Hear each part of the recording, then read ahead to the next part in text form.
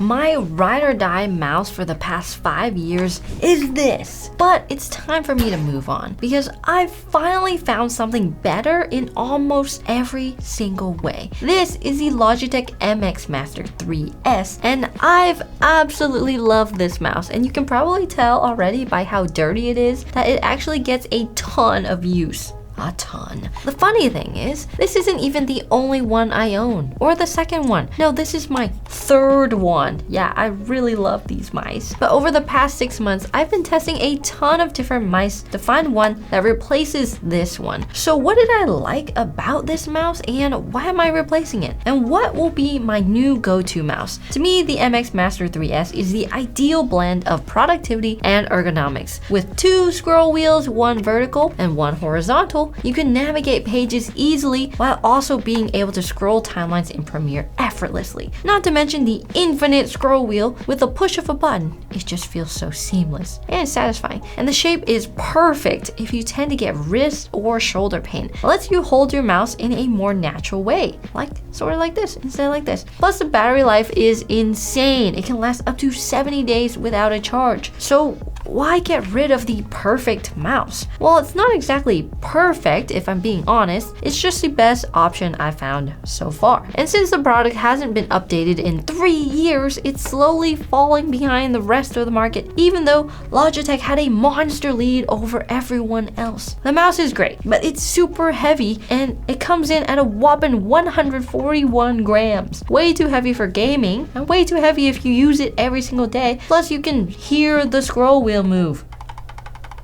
Wow. So to get around this, I've had to use a separate mouse for gaming on the side, which is not ideal to say the least, and I'm not a fan of always swapping them in and out. It feels like such a waste of time and desk space. Since I'm looking for an endgame setup, not just good enough, I usually use a Logitech G Pro Superlight since it's much lighter weight, but lately I've been preferring the Pulsar X2. So my current setup is not ideal, which kicked me off on the journey to find the one mouse to rule them all. A perfect gaming and productivity solution. But before I could start testing, I needed some options. So first I wanted to see what I could go and grab at the store. I ended up picking 2 mice, and my god, who knew mice were so expensive nowadays? Nobody's safe from inflation anymore, not even your mice. I also picked up a few options online that I thought were good contenders, one of which really shocked me. So the first mouse that I grabbed at Micro Center was the Logitech G502X Plus, a mouthful. I know what you're thinking, from one Logitech mouse to another. You could say after all these years I have Stockholm Syndrome, and maybe the solution is within their own ecosystem. The Logitech G502X Plus is a top of the line gaming mouse that came out in 2022, and it's similar to the MX Master 3S in a lot of ways, which is what drew me to it. It has a similar mouse shape with a thumb rest, but it makes you rotate your wrist a little bit as well when you're holding it. Not exactly ideal, but there are a couple of things I really like about the mouse, such as the scroll wheel being able to go horizontal if you press against the side of it. This is actually a lot of fun, and it's a feature I never even knew that I wanted until now. However, it's hard to control and makes scrolling feel pretty chaotic. So I do prefer having the option of a horizontal scroll wheel on the side of the MX Master 3. It also has the infinite scroll as well, but I didn't like that when I turned it off, the scroll wheel was very loud. Now, one thing I do like about this mouse is the extra grippy feel on the sides. It makes it feel premium and much less slippery. But the G502X has an insanely loud mouse click for some reason. The optical mechanical switches, listen to this. Each click sounds super pingy and springy. I'm not sure if this is like something that's normal to these mouse, but they're pretty unbearable to use, especially compared to the quiet muted clicks of the MX Master 3S.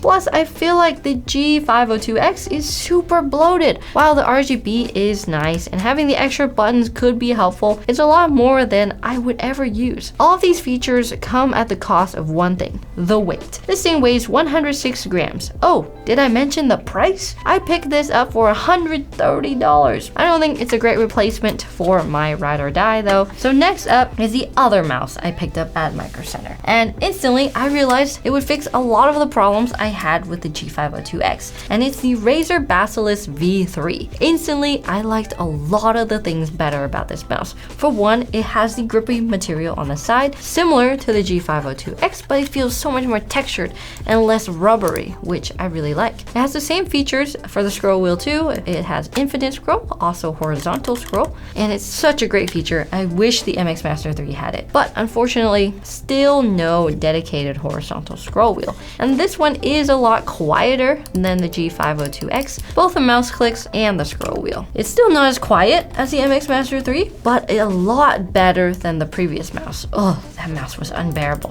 The RGB on it is also extremely clean, but I feel like this mouse has a lot of bloat as well and is a bit over-spec'd for my usage. For one, I don't really need the RGB or the 35K sensor it comes with. That's more DPI than I would ever use. Sure, I do some casual gaming time to time, but 35K is way overkill. Also, it really bugs me that this mouse is capable of going up to 8K polling rate, which is insanely fast, but you have to buy another piece of tech, the Razer Hyper Polling Wireless Dongle. So for now, you can only go up to 1K polling. Why?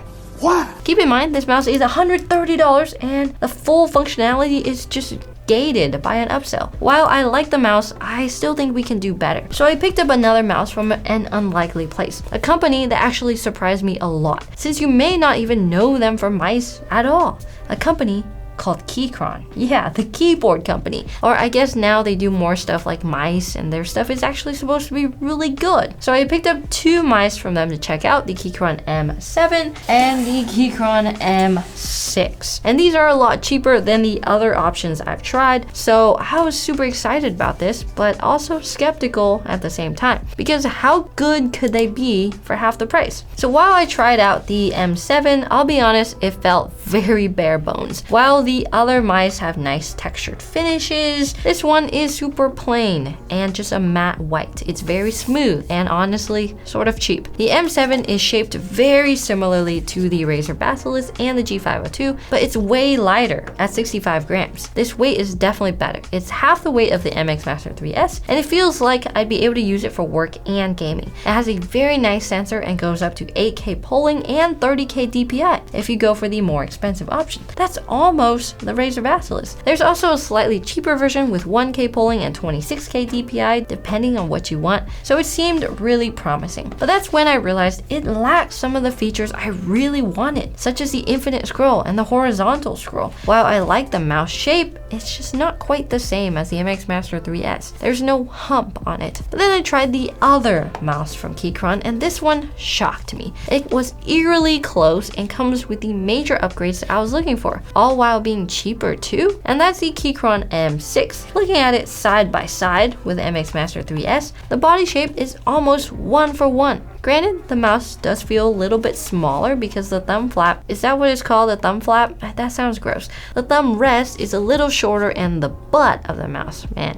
Is it called the butt of the mouse? The hump of the mouse? I need a course on mouse anatomy or something. But the hump of the mouse has a slightly more aggressive drop off, so if you have bigger hands, it probably doesn't fill up your hand quite as much as the MX Master 3S. For someone like me, the shape is actually better. And like the other Keychron mouse, the finish on it isn't fancy at all. It's very smooth, very plain, matte white color, no fancy schmancy RGB or anything, no textured finishes, but it's clean. Speaking of clean though, this thing gets dirty super fast. Since I started testing it, it's definitely picked up some personality, aka random hand grime and oils. But for only $50, it's a dang good deal. It's significantly lighter too, at 78 grams, making it a real contender for gaming. It might actually be the perfect option if I want a do-it-all mouse for everything. Plus, they even have a 4K polling rate option for a bit more money if you take gaming really seriously. Now, I was really hoping it would come with some browser-based software like the keyboards Keychron sells. That would be a game changer. But instead, you have to download the Keychron engine software. It's pretty easy to use and pretty small compared to Razer or Logitech, but please, Keychron, just do a browser-based version. It's so much easier. Now, I know the Keychron M6 is not perfect, such as the mouse clicks being a little louder